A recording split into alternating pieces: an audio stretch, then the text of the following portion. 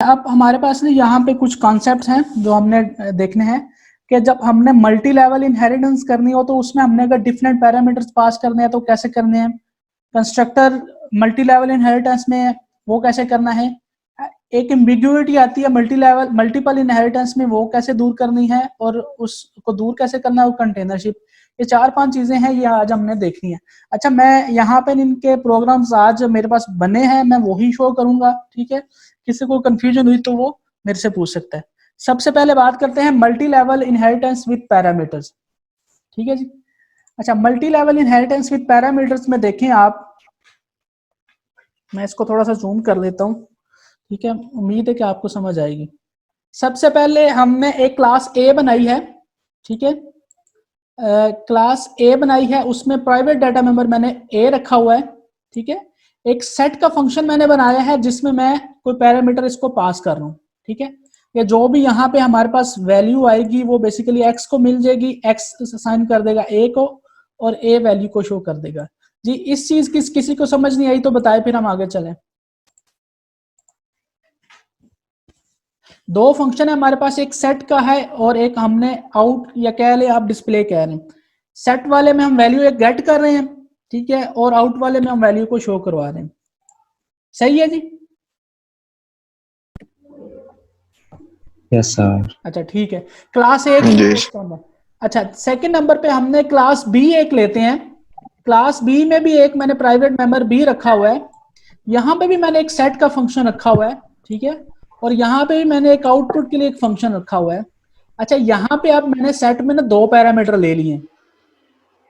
Class ए में मैंने एक पैरामीटर लिया था, क्लास दो में मैंने दो पैरामीटर ले लिए, ठीक है, एक एम और एक एन। अच्छा, अब जो एम है ये तो हम असाइन कर रहे हैं क्लास ए को, और जो एन है वो हम बी को असाइन कर रहे हैं, ठीक है जी। और इसी तरह हम बी की वैल्यू को आउटपुट करवा रहे हैं, ठीक है जी। ये सेम उसी तरह। तीसरे नंबर पे हमारे पास तीसरी क्लास है जिसमें हमने क्लास बी को इनहेरिट किया हुआ है। क्लास बी को इनहेरिट किया तो इसका मतलब है हमने क्लास ए को भी इनहेरिट किया हुआ है, ठीक है जी। अब इसमें हमने एक तीसरा वेरिएबल इन सी ले लिया और यहाँ पे हमने सेट करने के लिए क्या किया, तीन वेरिएबल ले लिए, इन जी एच एंड के। अच्छा, जी और एच हम पास कर रहे हैं बी को, ठीक है, और जो के है वो हम सी को पास कर रहे हैं, और यहाँ पे हम वैल्यू ऑफ सी है वो प्रिंट करवा रहे हैं। यानी कि हम क्या कर रहे हैं, बेसिकली हम मल्टी लेवल इनहेरिटेंस में डिफरेंट पैरामीटर्स पास कर रहे हैं और हम डिफरेंट क्लासेस को पैरामीटर पास कर रहे हैं, ठीक है।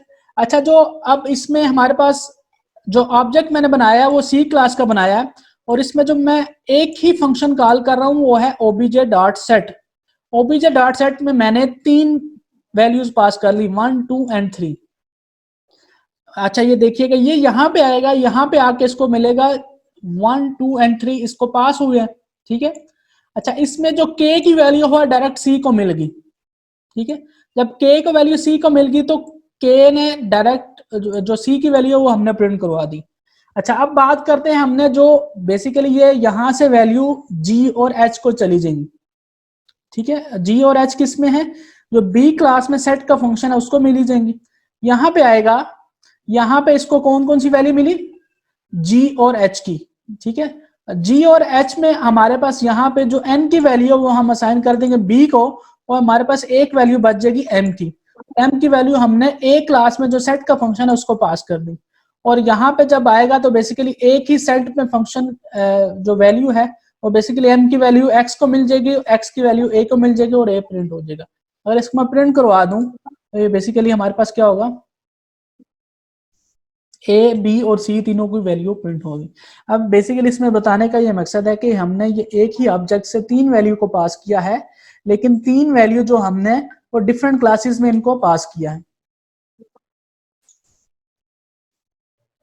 ठीक है जी। तो इसमें एम्बिग्युइटी अभी हो, बेसिकली इसकी मैं अगर एक आपको डायग्राम बना दूं ताकि आपको ज्यादा आसानी से समझ आ जाए।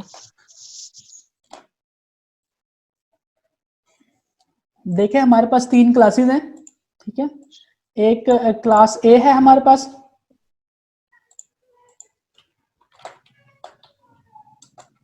ठीक है जी।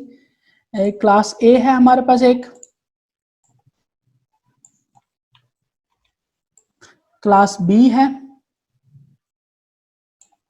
और हमारे पास एक क्लास सी है।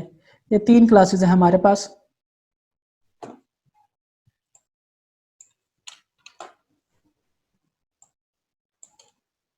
ठीक है, इसका नाम हमारे पास है बी और इसका नाम है हमारे पास सी। ठीक है, अच्छा जो ऑब्जेक्ट आपने बनाया है वो आपने बनाया है सी का ऑब्जेक्ट बनाया है, और इसमें आपने obj डॉट सेट में आपने 1, 2 और 3 वैल्यूज को पास कर दिया। ठीक है, अब हमारे पास यहाँ पे जो फंक्शन है वो जो सेट का फंक्शन है उसमें हमने 3 पैरामीटर पास करने रिसीव करने हैं। इसमें इंट आप कर लो जे, इंट के और इंट आप एच कर लो। ये 3 पैरामीटर आपने पास किए। अब यहाँ पे